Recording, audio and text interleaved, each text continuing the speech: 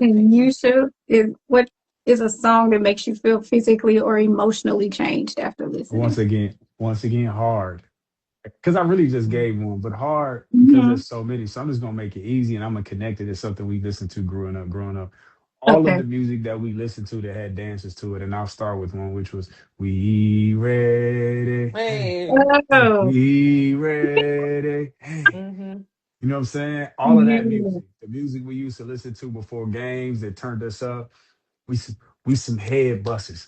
As soon as you hear it, you got to do this. Yeah. But we created those dances, we created those motions, but those experiences, as Hmm. soon as you hear them, it's almost like you can't do it. Like, boom, boom, boom, do, do, do.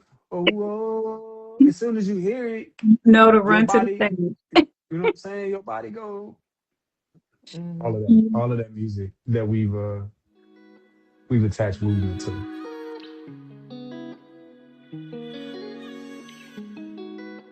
Got some people in here, so we'll go ahead and get started so we don't keep everybody out too late in the virtual world. So welcome to Life, Language, and Lyrics with Lena. This is my fifth season, but it is my first time doing an episode live. Well, Yeah. So congratulations on 5. thank you. Thank That's you. So, incredible. and I'm so excited because actually both of you, this is your second time on the show. Mm. Yeah, I've had both of you. So I'm so glad you wanted to come back. Of course. Yeah, so I'll just do my intro, letting everybody know. So in March, I usually start back my seasons, and I start back with the Neuro News edition of the podcast. And that is because March is Brain Injury Awareness Month. So we'll be exploring how science and culture and creativity intersect to shape brain health. So today we're going to be talking about music, sound, and words as tools for healing the brain and the body. So we know that music has been used for a long time for meditation, for storytelling, for resistance, restoration within our Black communities. But we're also Mm-hmm. learning how neuroscience is helping us understand why rhythm, lyrics, and sound can influence our mood, our cognition, and even recovery. So not just the brain, but also in the body. So for those of you who are here, I'm joined by two people that first I truly admire and who both know a great deal about music. So I'll talk a little bit about what I know about you both, but if there's something you want to add, definitely do so. I have Professor Carolyn Malachi, who is a Grammy nominated artist, immersive audio producer, and professor at Howard University, whose work bridges music, technology, and research. And as a certified Dolby Atmos professional, she explores how sound can shape the human experience, emotion, and healing. Can I Welcome. have a copy of that bio, please? Yep, absolutely, absolutely. And then I have Mr. Yusha Assad, who's an artist, speaker, and executive coach whose work centers the power of words, mindset, and intentional healing. He's known as Mr. With Great Care and Mm-hmm. helps individuals and communities build purpose-driven lives through language, discipline, and belief. Welcome Did Mm-hmm. you again. did you write these yourself or was this chat? Because I need to know where to get it from. Yeah. I'm with Kayla. I was like, what's the Well, source? I took Because the information from your website and asked Chat to help me. So at well, good some job, point, these chat. are Good your job. words. At some point. You found out Okay, chat used my so website. No, I'm joking. Mm-hmm. Professor Malachi, your career sits at the intersection of music, engineering, and research. What first made you curious about the relationship between sound and the human experience? Thank you, Dr. Davis, for this invitation.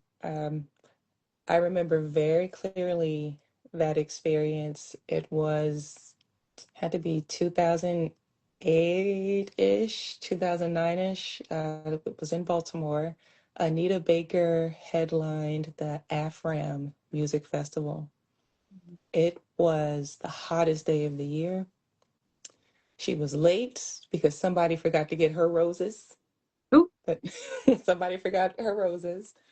People were angry and It was quite a scene. But then she walked out on stage, and it was like a cool breeze just blew over a crowd of thousands of people. And after her first note, you could like literally feel that negative energy Mhm. just float away. And that was also the moment that I said, I want to do that. Whatever that Mhm. is, that's what I want to do. Because I think I have this natural ability, but I like to know that what I do brings people peace and comfort and Mhm. relieves a little bit of stress. Okay, I can see that because I've listened to your music and your voice is very peaceful and very comforting. Oh, thank you. And you also come from a legacy of musical excellence through your great grandfather. Is Mm. that correct? John Yes, Malachi? yes. How has that lineage shaped how you think about music, not just as art, but as something transformative? Hmm. So um, I'm fortunate to have an interview that he participated in the very early 80s. There were some students from AU who interviewed him, and I remember they asked him about what it was like being a jazz musician, during the 40s and being around for the formation of bebop. And he said very clearly, he said, I didn't know what I was doing was jazz, and we were just kind of making music. But jazz and then, the subgenres have gone on to change the world. So that particular quote from the interview makes me think about, what are we doing when we are making music? We're Mhm. organizing sounds. And if we take, labels and genres away and just kind of empty the contents of music on the table, we have sound. So I think about the extensions of that. How can I use sound to do something, yeah, cool, but meaningful and important? Oh, that's beautiful. I don't even think I will follow up on that question. That's really beautiful.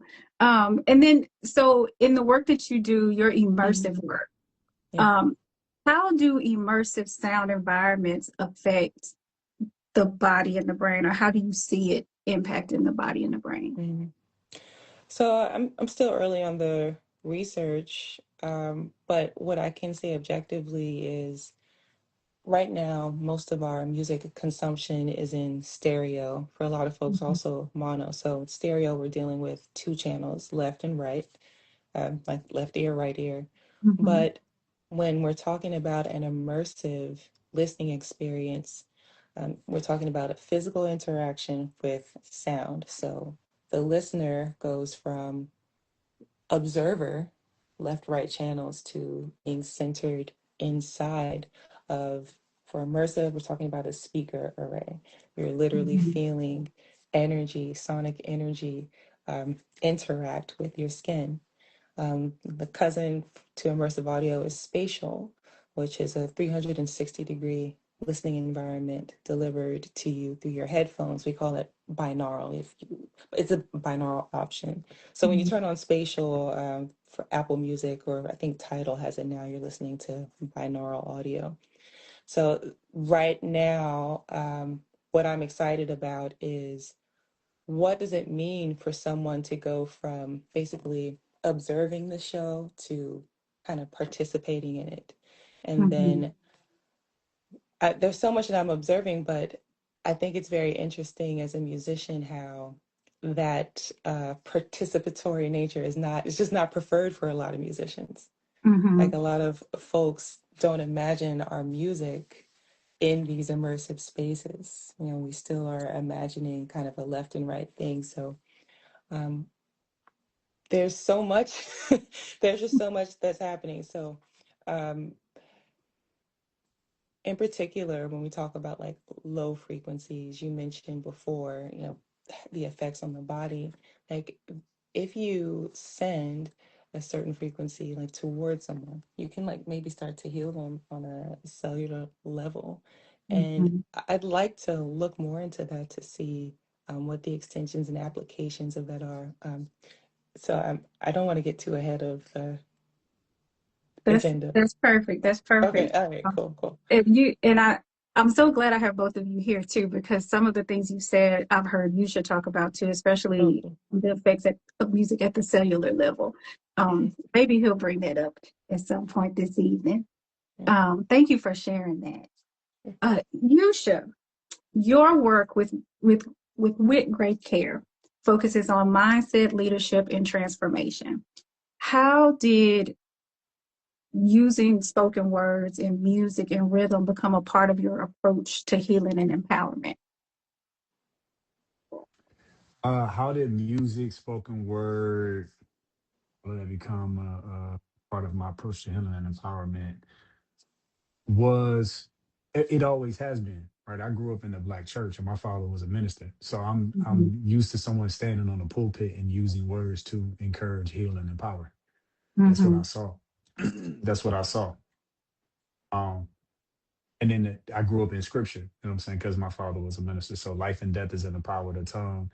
This has always been a part of who I am. So I think the real transformation for me, until I not only knew that, and I knew that knowledge, when it became real practical for me, is when I started teaching in DC. I was actually telling the story to some kids today. When I started teaching mhm, in DC, and was directly working with kids who were experiencing some very tough circumstances out of the South Side, when I was teaching at Heart. And though I wanted to encourage them and motivate them and spend time talking with them, I couldn't, right, during class time, because that would have been called a waste of instructional time. I was a math teacher. So mhm, I started making songs for certain students who I knew were experiencing challenges or difficulties. But the goal was to, like, let them know that I understood what they were experiencing, but then write something that they could repeat to like speak themselves out of it, or at least speak to a different reality that they could have. So that's when I really started using it myself. okay, that sounds good.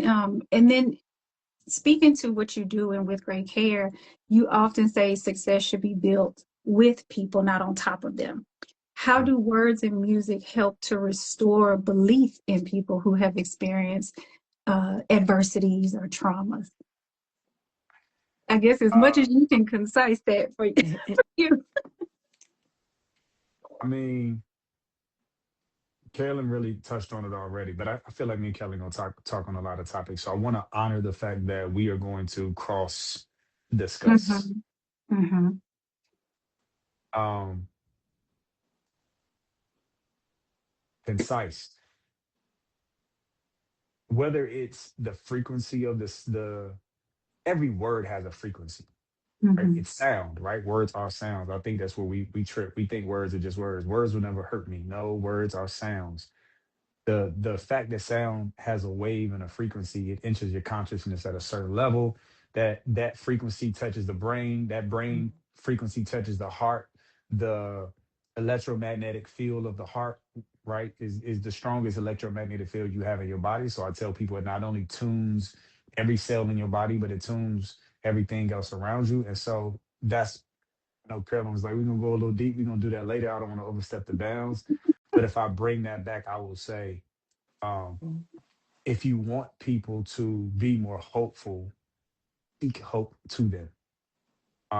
Don't just mhm, don't just connect to their problem, Mm-hmm. but give them a real story of how someone overcame that problem, mhm, which is actually the highest form of, like, gratitude. The highest form of, like, the highest energy around gratitude isn't necessarily you just saying thank you. People experience the highest level of gratitude when they're able to connect to someone who's had a similar problem, who got out of it, and they hear that story, because then it constitutes for them, oh, I can get out of this too. mhm. That's that's some good stuff. You know what I didn't tell the people that you were my business coach. So I get Yeah. all these lessons all the time. Um, so speaking to Black communities, music and spoken word have always been tools for survival. How do you see that tradition continuing in the work that you do, whether it's coaching or music or whatever venture you have? Is that a question for me again? I just want to make sure I'm processing it right. that music and spoken word have always been tools for survival within the Black community, and how do you see that tradition continuing in what you do? Okay. What I'm pulling out of that is tools for survival. Mm-hmm. And the thread that I would say Mm. there in terms of how I'm continuing what I do. I mean, that is what I do, you know. Mm-hmm.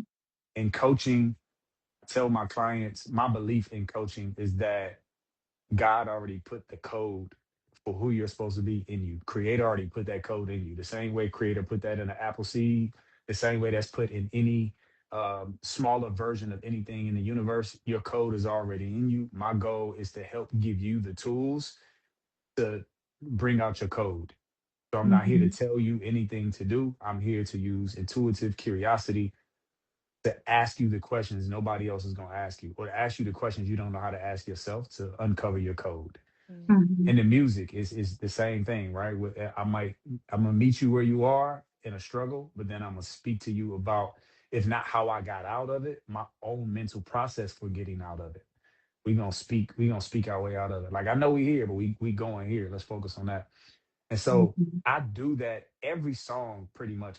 I try my best to like write something that could connect to an individual, but I'm always speaking macro and micro. So if you look at a song like Mm-hmm. and in conclusion, Ali, Seat at the Table, I wrote that song for someone who just wants a club record to talk to somebody else in the club. Like, we can do that. But if Mm-hmm. you really listen to the record, I'm also speaking to I'm writing a song that Black folks should say, to talk about Mm-hmm. how they move in the world. So, an individual moving in a club, a collective group of people moving in the world. Okay, I Mm. like that, and that song was a great example too. Y'all should check that one out. That's one of my favorites. Really want to see the chat. I can't see the chat. Oh, I can Carolyn, can see you see that the chat? people, I see people my are. big cousin T in the chat. Hey, girl. I can Hey. see that people are joining, but I don't see any comments yet. Um, okay, so one thing I do want to know, and either one of you can answer first, and if you haven't already said this in some form or fashion, what was what has been one of your first or significant experiences where music has served as medicine for you personally that you're open to sharing? Hmm.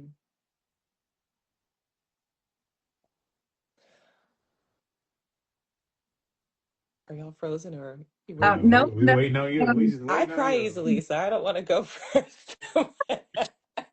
um, Yeah. I'll share one, Uh, give you time to think, or if you sure you want to. I was just gonna help her out and go Oh first, no, but Oh, I'm good. I was being funny. okay. So, Sorry by Beyonce. I was really sad after a breakup 100 years ago, but I mm. heard sorry and all healed, all better. Beyonce will do it. Beyonce will do it. Oh, thank you, Carolyn. You're welcome. How about you, Yusha? I mean, yeah, my deepest emotional moments have been music. Got me through it. I think a couple Mm, years ago, I had a really bad breakup. Bad breakup meaning we didn't break up bad, but Mm-hmm. I just missed her. Mm-hmm. mm, And I broke up with her. It was crazy. I broke up with her, but I was like, oh, why did I do that? I didn't do that. It's impulsive. But PJ Morton's, and I'm trying to think of the name. You know how my energy. But a PJ Morton album got me through it. I was listening to mm, that album for like 6 months. Mm. There's a song on there that just gave me some hope. It was like, I know his whole album, the whole album, because he was going through, PJ Morton was going through it with his own wife. If I don't know if Okay. people know PJ Morton, follow his story, he was going through it with his own wife. So he wrote an album to kind of like process what he was going through with his wife. But Mm-hmm. he got that song in there that just says, just wait till the morning. mm, I know that been so heavy for you. But it's like I'm listening to the album and I'm processing the journey that he went to like get over it. And it was helping Mm-hmm. me get over it mm, Nice. to a certain extent. And then at a certain extent, it was keeping me in the funk too. So eventually I had to just be mm. like, let's Yeah. get out of the funk. Let's get out of the funk. So Mm-hmm. it was almost a comfort blanket for a little bit. He understood my pain. He, he Mm. understood my pain. Okay, those are good stories. Okay, so we'll move into the language. No, you said you had Yes. one. Oh, you know what I Mm. did? I did. Yeah. So actually it was probably 2023. Was it 2023? 2022? No, it might have been like 2022. Because I was dealing with getting through the grief of losing my mom. Mm, And one day I was in the kitchen, I was baking, but I was watching the podcast. I can't think of what it's called now, but it's the guy that he brings on singers and they play games. They play song games. I can't think of what the name of it is. Anyway, he had Tamala Mann I know what you're talking on. about. They be You sitting know on what the I'm talking. stool. Yes, they sit on the Yeah. stool. He brought Tamala Mann on, and typically I would turn that off because one of the songs that was played at my mom's service was "Take Me to the King." It was something she Mm. requested Mm, way before she passed, so that song was hard to listen to. And but I was like, no, I'm gonna go ahead and just let it play. And I let it play, and I just found myself just bawling and bawling, and I couldn't stop. But I also had recognized that for that in that 2-year process, I had not allowed myself to cry in that way or to like release. And so that was a significant moment for me to like kind of move to another stage in the healing process. mm. Good old Tamala Man. Mm. Nothing like them church. Can I give a caveat real quick? 20 Hmm. seconds. Went to Yes. an Islamic funeral yesterday, Islamic burial. Mm. And it was the first one that I had been to the full service. I've either been to the prayer or to the grave, but I've never done both. But I did the full thing yesterday. And it's so different than what I experienced in the Christian church. And I was Hmm. telling my homeboys, I was like, listen, the Islamic funerals don't be sad, right? It's just, they don't be sad. Hmm. But the Christian funerals be sad because they sing you right into tears. Hmm. Mm. Hmm. The music is there to invoke all the pain. Mm-hmm. Yes. Except for the exit song that we going up beyond. They put a little Going fast up beat on. there. I'm not gonna sing too much though, especially now with y'all. Now we're moving to the language part. I'm really interested to learn more about what y'all do because as a medical speech language pathologist, we use melodic intonation and rhythm to be able to help people to speak or to speak again. And so I've had the opportunity to really see firsthand just how just even the sound of music in the room can it can activate movement in a person who's in a coma.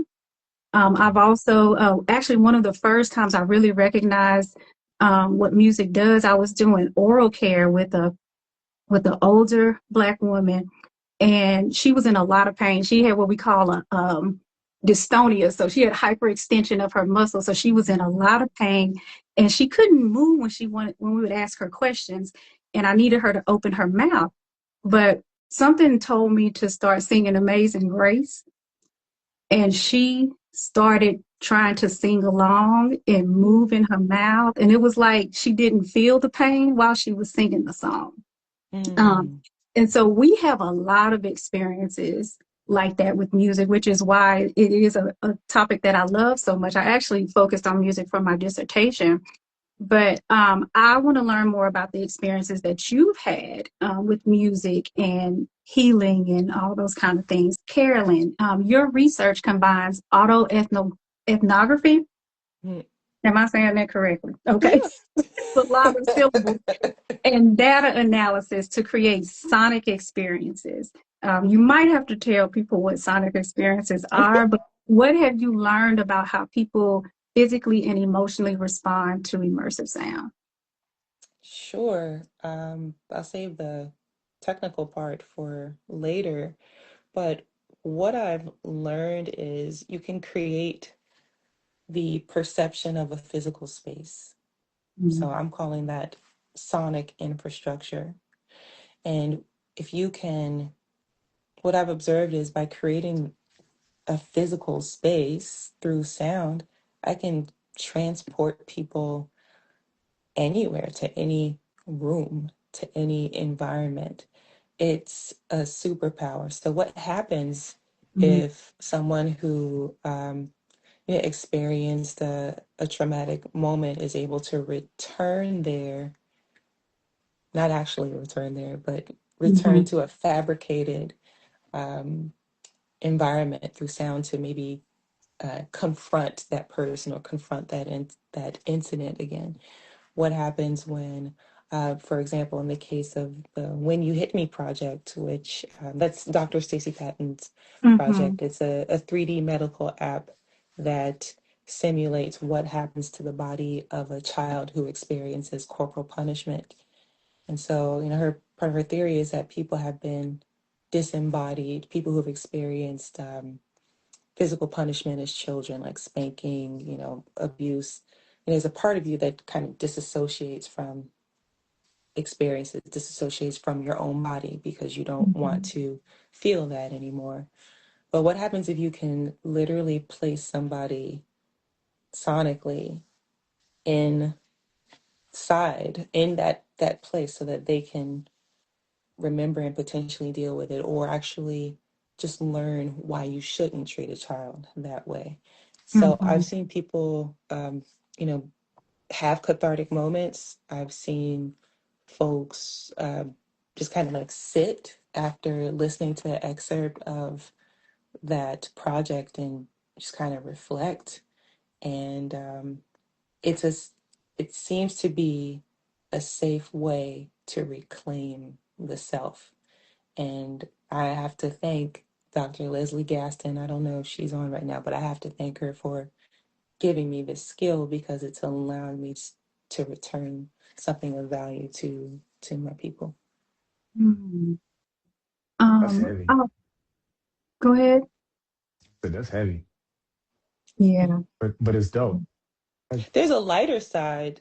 I mean, I'm saving it, but I guess we'll get to it. Yeah. Yeah. Yeah, I did get to experience some of that with you, and it is very heavy, and you feel like you're in the space or in the room with the Hmm. child. I guess I don't know how to describe it, but it is quite interesting. Yeah. Um, from a technical standpoint, how does immersive audio change the listener's experience, which could be neurological experience compared to a traditional stereo sound? You might have Mm. touched on that a little bit, but Yeah. So stereos like left and right. You get to be the witness of the music. Like it's like going to a concert. You're kind of standing in front of the stage. But what I'm really excited about is what happens to the brain when a person experiences a spatially constructed sonic environment that is also cultural, that is also very personal. So, for example, I'm creating a project of lullabies because I'm writing a lot of lullabies for and with my 1 year old. And so part of the engineering and production is putting all of the sounds, all of the instruments in the spatial orientation, either, 360 degrees for binaural, or um, I'm going to say a 7.1.2 listening environment. So without going too deep into details, think speakers all around you, like a movie theater. Mhm. But the thing that I'm doing to create actual sonic infrastructure is in the music production. I'm using the sounds from my daughter's nursery, sounds of the breast pump, sound of the humidifier, even the sounds of mm, her toys xylophone. I'm using sort of these non-musical elements to create like confines of the space, but also to, bring people to a nursery. Mhm. And I have played this in informal listening sessions. I've observed a few things. One, people just settle in. Mhm. And I can't wait to actually measure heart rate variations because I'm pretty Mhm. sure that I can prove that spatially constructed environments with culturally relevant and resonant material can affect the autonomic nervous system. But then there's another cool thing that happens when I play this composition is the moms who listen, they start to have these, autobiographical memories. They start to remember what it was like to go through postpartum, remember the Mhm. stress release, remember like going into a bathroom and throwing toilet paper at the wall, which is like, I didn't expect that at all. But Mhm. those reactions are the reason why, this music production, this music creation has now become research for me. So I'm seeing a, and because of music, because of sound design, because of culture, I'm really excited about where this is going and what it can do Mm. for folks' health. Yeah, I think it's going to be really interesting. Well, did you want to say something, Yusha, Listen, I'm before? trying to participate. Call me in for a Oh, no. study. I'm like, But you said something, Yusha, that reminded me of being at Howard has been amazing because I've learned so much and come across Miguel Sabito's work. He's a communicator in Mexico. You talked about like giving your students basically an idealized way to envision themselves or to envision their circumstances. Well, Sabito did the same thing. Like the issue in Mexico at the time was, it was there was a literacy issue and then population expansion. But he created these telenovelas basically that represented the situation as it was, but it represented like folks in their ideal state. And wouldn't you know it, like over years, literacy rates improved and population growth started to like, constrict a little bit. So mm, um, when you mentioned that, I was like, oh, he's doing the Sabito method. Like, well. yeah, that's dope. No, I like that.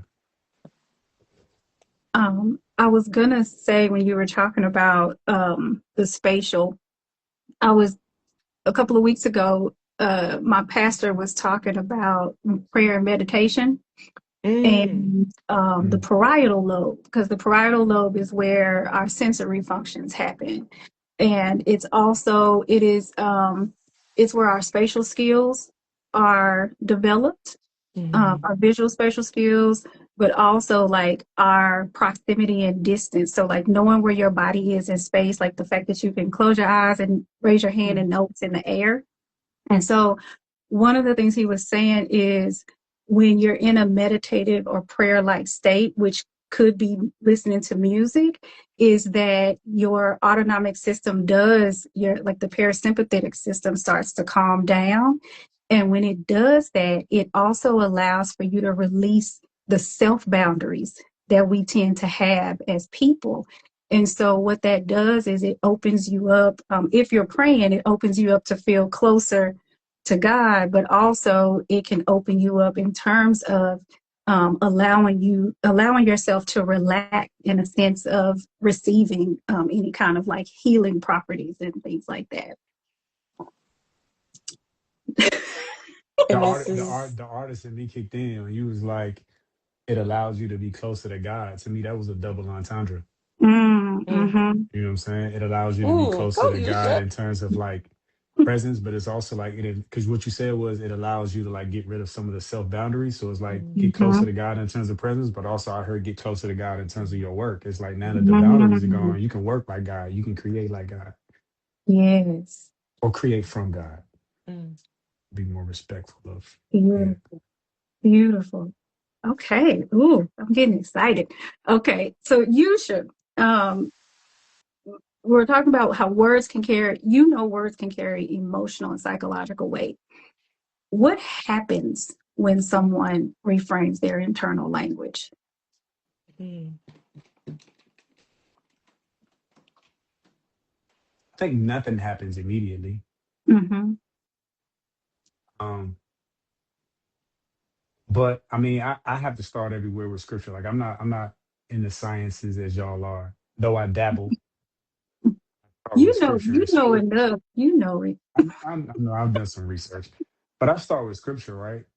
Mhm. As a man thinketh, so shall he be, right? Life and death is in the power of the tongue. Out of the abundance of the heart, the mouth speaks. So if you take these scriptural contexts from the Bible and you give them scientific thought process, when people rephrase or reframe their thinking, I don't think it does anything immediately. It's it's what happens when they do it consistently enough that it creates these new neural pathways of belief in their mind. Mhm. But it has to be one, it has to be repetitive. Two, it has to be believed, right? It can't just be like Mhm. something that you say. Like you got to believe what you're saying, and that's why a lot of people say this ain't gonna really work because I'm just telling a lie. And I'm like, say it enough. Now, the Mhm. other side of that is that when it says out of the abundance of the mouth, the heart speaks, that we know that the signals that leave the brain um, when they come out of, when they travel over air through the larynx, through your vocal cords and through your lips, these particles that leave your mouth are also sound. So what I try to get people to envision is like imagine that in you're not in imagine that it's just not like open air. Imagine that the air itself is like jello. You can't see it, but it's like jello. Right. So what I'm telling folks is as you speak, the vibrational frequency that is leaving your mouth is telling the air or the jello around you a story. And then Mhm. those particles within the air around you are then searching for similar stories to bring into your experience. And so I don't think it does anything immediately, but with repetition, I think it tunes you internally with belief and repetition and new neural pathways. And then Mhm. externally, I think with repetition, you start to tell the energy particles around you what you want.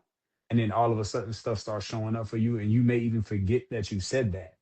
Or you may Mhm. even forget that that was a conversation you were having, but then it turns into a request. And I try to teach people that not from a theoretical standpoint, but like the science kind of makes people believe it. But I didn't need the Mhm. science to believe it because I have the physical proof and experience and observation of life to know that that's what happens. So repetition, belief, um, new neural pathway, new neurological pathways connected to that belief and that repetition, and then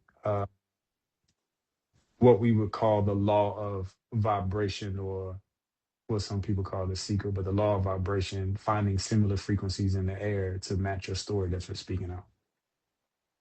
Okay. Yeah, I think you kind of answered maybe the question I was going to ask you after that because I was going to ask you about repetition. Because I know that you use repetition.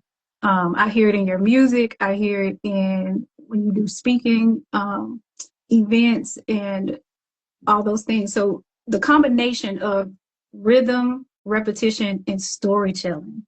Why do you think that those elements help messages stick to the brain? Rhythm, repetition, storytelling. One, Mhm. rhythm, it intensifies the frequency, which is why we have to be so careful with music because music is not just about speaking, you know, speaking over top, it's frequency over top of frequency. And depending on the Mhm. frequency of the music, it connects to a different level. And I can't give you the science behind that, so I won't go that far. But just I always think that music makes the words more potent. So that's the Mhm. rhythm. The repetition is what I spoke about, right? That's the thing that really helps to create the new neurological pathways. But the stories, as Carolyn is speaking about, in terms of creating this sonic infrastructure, stories create to me. Stories create emotional. That's not the word. Say it again, Carolyn. I certainly Spatial, said sonic infrastructure. I'm trying to sonic coin infrastructure. that All right, slang. cool. There we go. Sonic infrastructure. I think stories create emotional infrastructure. Mhm. And so when I say belief, right, it's the repetition with the belief, the stories cause the belief. Like for some reason, I believe that no matter what happens in my life, it's going to work out as long as I keep the right posture. But why do I believe that? Job, Joseph, Musa, Moses. These are the stories that I was told in the church, and these stories are so deeply embedded in me that I don't know how not to believe that things are going to work. I believe things are going to work out because it did for them. I mean, Jonah got Mhm. swallowed by a whale, and because he tapped in with God the right way, he got spit out. So Mhm. stories create belief, especially stories communicated with repetition. And Mhm. America knows this, so they do it in the opposite. I feel like Mhm. marketing propaganda uses stories and repetition in the opposite, but it's really about conditioning. Um, Yeah. and that's my conclusion on the question. All of that leads to conditioning a Yeah. human being to be a Condition. certain type of way. Yeah. And I think you also bring up something important that it can go positive or not, depending on I how mean, it's used, right? yeah, I mean, I think it's been used mostly in America against Black people, which is why I try to do it and speak on it so intently because I feel like we have to do it on purpose. We got to reverse Hmm. Yeah. alternative frequency. I'm Alternative gonna coin that frequency. one. I'm Okay. gonna coin that one. It'll be first said on Life Language and Lyrics podcast. The first time I Oh, might have been said that before. I'm sure. well, anywho, I got it recorded. Let's see here. So, Carolyn, and as I talked about a little earlier, brain injury rehabilitation, rhythm and melody can help patients recover speech and memory. But Mm. from your perspective as an audio scientist and artist, why do you think that sound engages the brain so powerfully? I can be brief about this. I think Mhm. quite simply it's because it's our first, and it's the sense that gives us our first impression of the outside world. Like we develop hearing in utero. Mhm. And I'll tell you a quick story. When I was Mhm. pregnant, my husband and I went to see Bad Boys at the theater. Mhm. And there was some fight scene, a lot of guns and whatnot. And Mhm. Miss Ma'am just started kicking me and like punching, like, what is going on out there? Please make it stop. And as soon as the scene resolved, she stopped. Oh. So I wonder if it's because that sense is what we depended on at first to learn what was happening on the other side of, Mm. this protective Mm. womb. Um, that's my guess. Yeah, that's an interesting perspective. I hadn't thought about that before. Yeah. Mm. If your baby can hear inside your womb, what I was processing is like if your cells can feel the vibration or hear the vibration of the sound that you're experiencing, Mm-hmm. couldn't you? Why couldn't your baby? Mm. Right? But I know Mhm. Oh, you know yeah. that, so that wasn't for you. I think that was a reflection of me because now I'm talking to my people. I'm like, Mhm. if your baby can hear the vibration, why don't you think that every cell in your body can? Mm. And if your baby is fighting, don't you think your cells are now fighting? Mm. Mm. That's Well, my I know conclusion. definitely sound that wind that came through this past week had me feeling all kind of strange inside. I felt so uneasy for quite a while. Yeah. Um, so Mm. I could see that. Yeah, and Um, can I clarify that I wasn't talking to yeah. Carolyn? Carolyn made me think about the macro, Yeah, Hmm. I get that. about our people. I'm painting what you are priming. Okay. And then so Carolyn, kind of getting back to something you should mentioned a little while ago when we were talking about conditioning and how things feel Mhm. positive or negative. Your work centers counter narrative sonic experiences. First, you Mm. might have to talk about what that means, and then tell us how can sound challenge harmful narratives and support healing within marginalized communities. Sure. So, counter narrative sonic experiences, there in media are dominant narratives that proliferate, and there's countless examples of Mhm. of that throughout history. So I think it's really important for those who have actually lived the story to tell it, and Mhm. to tell it on a platform that can actually deliver the truth, deliver that counter narrative to folks who need to hear the truth. And so I think, what was the second part of the question? Just want to make sure I have that explicitly It correct. was challenging harmful narratives and supporting healing. Yeah, so storytelling for the storyteller can be cathartic. You know, as I mentioned, I'm all about what is going to make someone feel a sense of stress relief, what is going to deliver calm and peace. And I think it's absolutely critical for folks who have the authentic experience to deliver that to the world so that there can be peace and restoration and calm. Right now, things are so Mhm, chaotic, mhm, and the ability to think clearly and strategize, I mean, it's at a premium at this point in time. But if we can find a way to truly like represent accurately, um, because you should mention our people.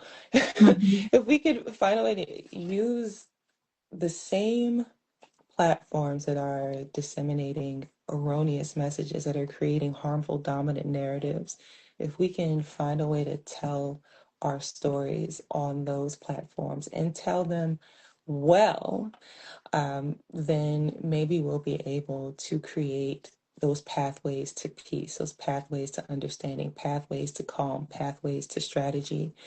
And mhm, the way to do that is through education. So I'm so honored to be in the School of C and the Department of Media, Journalism, and Film, because I get to teach and be taught these counter mhm, narratives and help our students deliver those in a way that, you can't look away. You can't look away. mhm, That mhm. it's just it's very exciting, but I think that's what has to be done. The lion has to be able to tell the story from her perspective in order for there to be a full and complete view of the hunt. Yeah. Well, thank you. Thank you for Lion the has to question. be able to tell the perspective in order to see a complete view of that. Can tell the story from her perspective. Hmm. Mhm. Now, keep in mind that I'm an artist and I'm sensitive. Five. That was five. Five. Yeah, love it, love it. And you shared the last question in the language section that I had. You can tell me if you feel like you've answered this already. You may have already touched on some of these topics, but how do you see music and intentional language helping people to recover from stress, trauma, or even just being able to push through a moment in the day that's challenging? Yeah. One, I want to say it starts with choice because you can choose to listen to a song that meets you in the grave, or you can choose to listen to a song that brings you out. Mm-hmm. Because Mm-hmm. we all have the ability to push play. So I want to say that starts with choice, and it starts with like it really won't be the song in that case; it'll be you and what you want. Mm-hmm. For example, when I was going through my divorce, I was listening to a song from Jasmine Sullivan. It says, "Love don't last always, Mm-hmm. but love don't last forever." Um, and I was in my feelings with that record. So sad. Mm-hmm. And the more I listened to the record, the sadder I got. Mm-hmm. Um, so then I ended up writing a record called Workout, where the chorus goes, "Go if you have to go by yourself." And Mm-hmm. so then once I wrote and recorded a record, that then became my new record. But it was because I was like, I recognized that the sadness was not only coming from my experience, but it was being replicated in my experience through the song. Mm-hmm. Great song by Jasmine Sullivan. But after sitting in that for a while, I was like, I have to get up. I have to move. I have to produce. And I can't sit in this energy. It makes me sad. It makes me emotional. And so Mm-hmm. then I chose a song, made a song, and then chose to listen to a song that did the opposite. So there's no that had to be a story because there's no really deep answer about how it happens. There's Mm-hmm. music that's gonna elevate you and make you have fun, and there's music that's gonna not be worth purpose at all. It's just gonna be something that takes you away from thinking. There's gonna be music that makes you sad. There's gonna be music that makes you laugh. But it starts with the choice of where you want to be, and then you choosing a song that resonates with that. Mhm. Yeah, I'm really glad you said that too, because I think that their word choice is really powerful. Because I do think that at times when people are going through hard things, they may forget that they have choice, Mhm. to bring themselves out of a space. Thank you. We are in the last segment, the lyrics. I mean, y'all have given us some songs already, but I love this part because I get to learn about music that moves you. And sometimes I get turned on to some new music, which I always appreciate. But I'm really excited when I get to do that with people who make their own music. So I'm always interested to see who you're listening to, or if you give us some of your own music, all those kind of things. So feel free to promote your stuff too. But I'm gonna ask you a few things, and this is for either whoever wants to answer first. Um, what is a song that best represents healing or restoration for you? Mm. She by Laura Mvula. Hmm. Tell us about that one. I'll cry. I'll cry. It's a, Okay. it's a, wow. I mean, lush background vocals. Starts out kind of sparse with like a chime and just uh there's a refrain toward the middle and the end that just goes, she won't stop, she don't stop, she don't stop. But the entire song to me is uh, the narrative arc is of a woman who's like just very humble, kind of walking towards you, and she's just like striving and striving and striving. And there's a part of the song where she closed her eyes and heard a small voice say, "You don't stop. No, you belong to me." Like, and for me, like that's Mhm. we've been like very spiritual on this call today, but for Mhm. me, that's like the voice of God. Like, no, you don't stop. Like, you're my Mhm. child. Like, you keep going, keep going. You don't stop, don't stop. So when it gets hard, that's a song I gravitate to. Love it. I'm gonna check it out. Have You some should. tissue ready. Okay, I will. I gotta give two but I'll be quick Mhm. about it. The first one is Benediction 1 and 2 by PJ Morton. One is Mhm. like all male gospel singers, and the other one is all sister singers. Um, and then the second one is India Arie's entire album, the one with "I Am Not My Hair." If old people would talk to young Mm. people, that entire Mhm.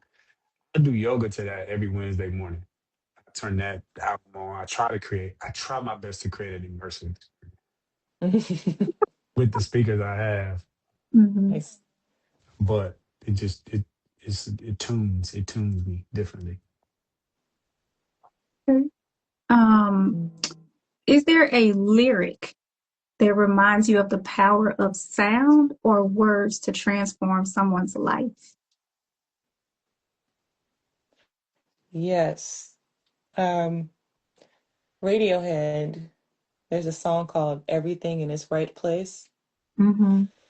It just says like everything in its right place, in its right place. And Tom York says, "Yesterday I woke up sucking on lemons, but everything is in its right place." So like for me, the song is about shifting your perspective.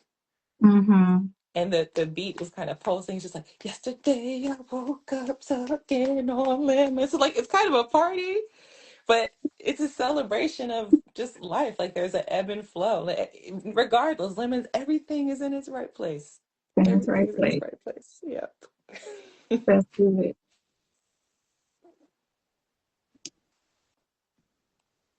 Yusha Assad. Is there a lyric that does what?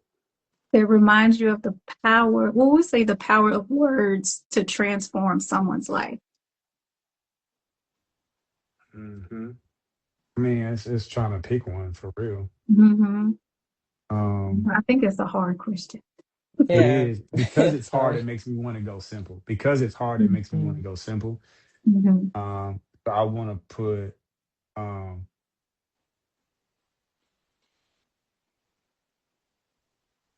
You know what? No, I ain't gonna go simple.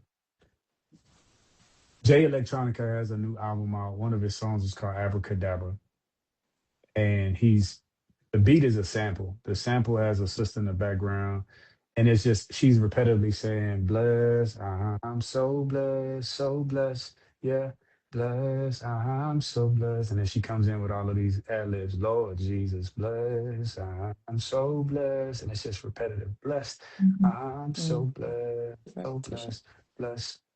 And then she goes, "When I wake up in the morning time, I give thanks to God.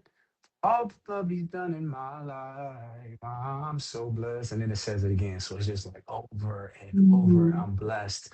When I wake up in the morning, I give thanks to God for all He's done in my life over and over and over again.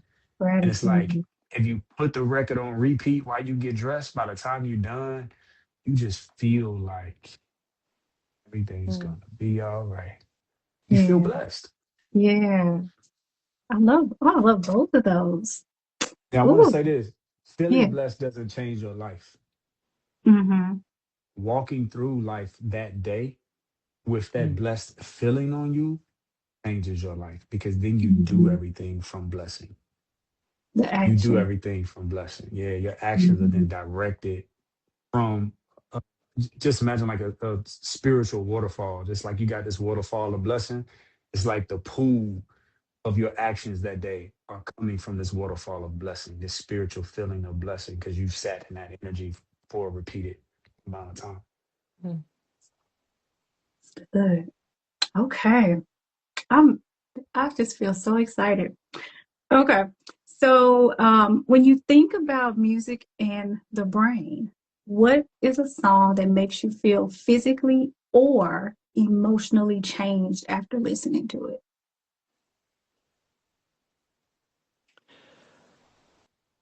My parents did something to my brain. It is kind of deep. So when my mom was pregnant with me, my dad would put like headphones on her stomach, and he played a Mm-hmm. lot of Pat Metheny. He was an iconic jazz musician, my favorite artist. Mm-hmm.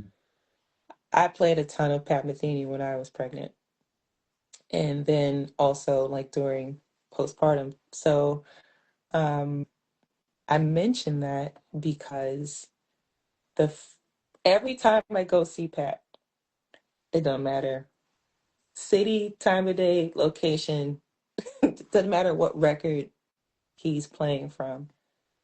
I have the strongest emotional response. Like we're talking about an artist who is on stage by himself with several guitars, of course, playing one at Mm-hmm. a time. It can be mellow at times. It's very rarely rock, but I'm in the crowd like me and like hundreds of other people. We're all like basically there's no lyrics, so Yeah. imagine just an audience of folks just like humming and singing, and there's tears and there's laughs, and like he'll like play a little riff and you would think there's a huge band behind it.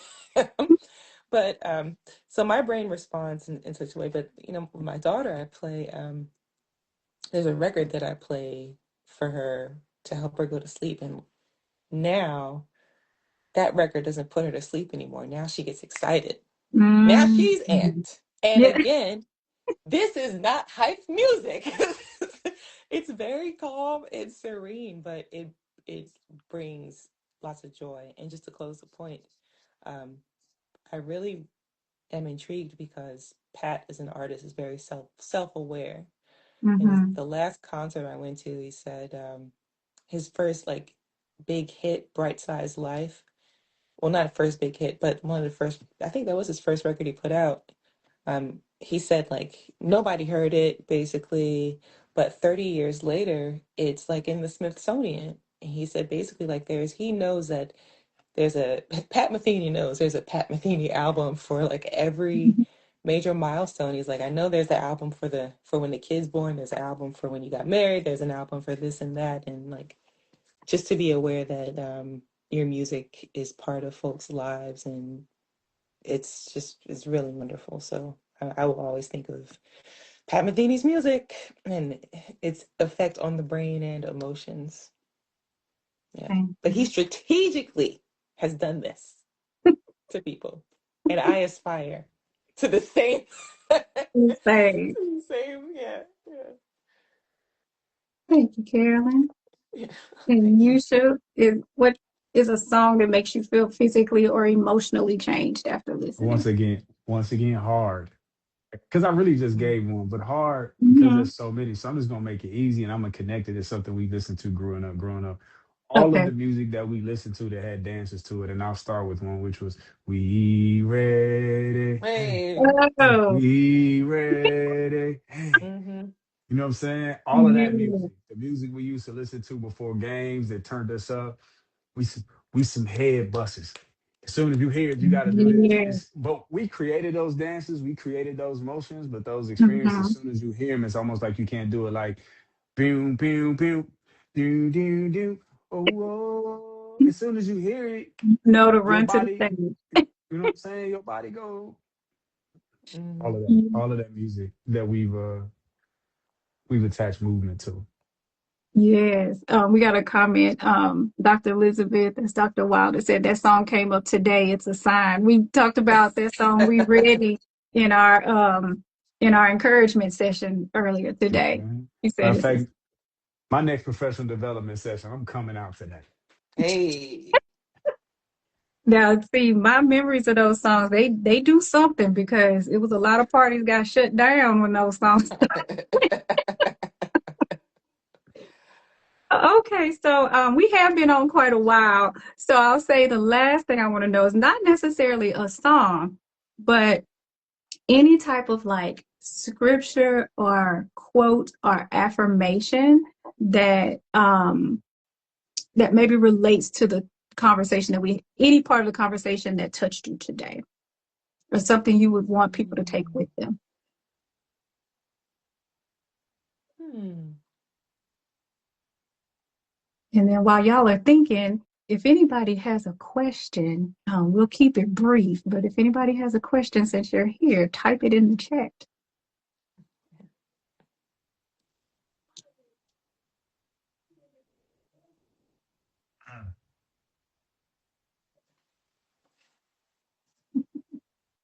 There is a Anna Julia Cooper quote. Mm-hmm.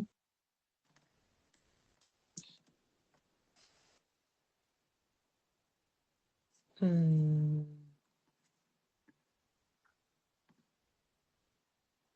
Yeah. See, this is what happens when you listen to audiobooks instead of having the physical. You can't You just know, flip to the page. I feel the same way. There's some I can listen to fiction novels, but Mm-hmm.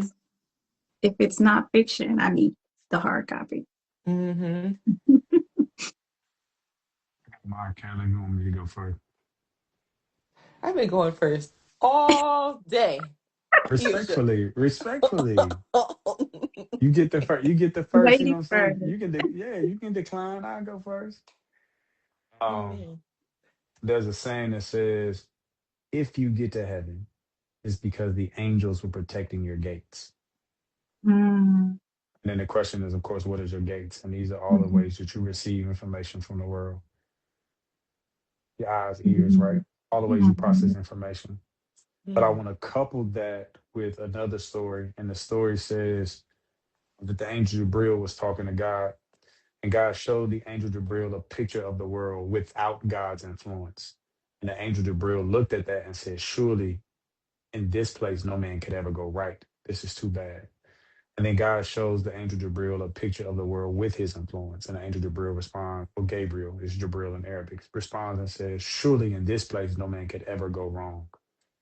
So by combining those two, what I believe is that your peace, your heaven, right? Your heaven, but your peace, your healing, your wellness is attached to your gates and how well you and how well the things that you are being fed, what picture they're painting of you, your reality, and the world. mhm, That's what the angels are guarding. They're trying to pour in information that allows you to see heaven in yourself, in others, and in the world. And in that mhm, place, no man could ever go wrong. mhm. That's deep. I'm just gonna give a good one. That was good. Guess it's on me. So, with respect to counter narratives and bringing authentic stories to the table through sound, I think about Mm-hmm. the hesitancy some folks might have letting people into the truth, letting people into their world. Mm-hmm. And I'm reminded of a lyric from a song called Can I Believe You by the band Fleet Foxes. And the lyric is it never got less strange showing anyone just a bare face. Mm-hmm. But if I don't, then nothing will change, staying under my weather all day. Mm-hmm. So things Mm-hmm. are already strange. Yeah. They won't get less strange if you tell your truth. Yeah. So yeah, just Mm, mm, yeah, just you know, that authenticity is really critical and important. And when we are, this is personal, not academic, but I think there's importantly a hesitation to maybe bring people into our world, but man, oh man, like imagine the conversations we can then start to have.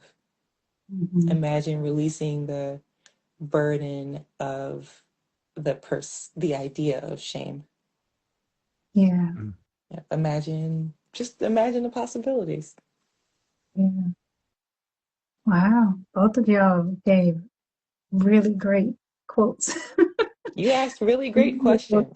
Thank you. Thank you very much. Mm. Dr. Wilder says, I don't have a question, but this conversation was enlightening, exciting, and refreshing. I appreciate your perspectives. Thank you, Dr. Thank Wilder. you. Thank you. Thank you. Thank you. All You're my right. Well, inspiration these days. yeah. Oh, I know it, right? So, well, I think I've kept y'all long enough. I truly, truly appreciate your time. I knew this was going to be a good conversation. I've been anticipating it ever since we started trying to work out the details. I gained a lot from hearing your perspectives, and I hope that the people who were here too, because there were a few of my speech pathologist friends in here. We know what it looks like from our perspective, but to also hear kind of more of a global sense, or holistic sense, right? How music can be used, and I think there were a lot of topics touched on that from different people from different areas could take into their practices of what they do. So, thank you. Did y'all have anything you want to say? Maybe you want to share anything about something you might have coming up or going on, or where people can find you? Mm, Look out for some lullabies. Lullabies. I want to listen to some lullabies from you to go I right do to too, sleep. actually. And I want one of these immersive experiences. Call me, test me, Okay, come research on through. me. I want it. I would say, please go see my website, Yusha Assad, YUSHAASSAD.com. Step into the Yusha verse, find a world that you want to be engaged in. But I'm also, as Elena talked about, recording artist, speaker, master certified professional coach. So you can also visit my company's website at withgreatcare.com. About how I can come to your school, speak to your staff, speak to your students. But essentially, we use the exact same techniques. That's why it's important today. We use these exact same techniques to help create cultures of belief in schools and educational settings and organizations by using the repetitious use of language, visuals, and intentional experiences to recondition people to believe in themselves, whether that be on a micro or macro level. So Hmm. happy with Yeah, definitely Amazing. check him out, y'all. Good stuff. I know firsthand. say it Okay, again. Say that again. my valves get to Don't let hanging him do that on to you. sometimes. I get it like this all the time, Carolyn. Yeah. So, all right. Okay, Well, thank perfect. you. Thank you to both of you. Thank I you. did Thank put you. both of your websites into the chat so that people can visit. And Okay. I hope you both have a lovely evening. Thank you for your time. I feel Thank very you. honored to have had this conversation with you. And then the thing that I also didn't mention, or I guess was forgetting to say too, because it's Brain Injury Awareness Month, I think that anyone who is going through the recovery process right now will also benefit heavily from what y'all talked about, because it's not just the fact of having to heal their body and having to like get their brain, back to a functional space. They go through the changes of the spirit and Mm, mental health issues, because depression becomes a very heavy part of the Mm, process for them as well. So I think mm. anyone who is going through recovery will also benefit from what y'all shared today. mm. Wow. Okay. So thank you for helping to All right. spread awareness. Thank Thank you. you. Thank you. And Um, good to see you, Carolyn. Good to see you too, Yusha. May it not Yeah, be yeah. too long. Right, Till right. next time. Till next time. And congratulations on the 1 year old. Thank you. I'm gonna go Mhm. hang out with it right now. Indeed. All right. Such a See you cutie pie. guys. Thank y'all. Have a good night, everybody.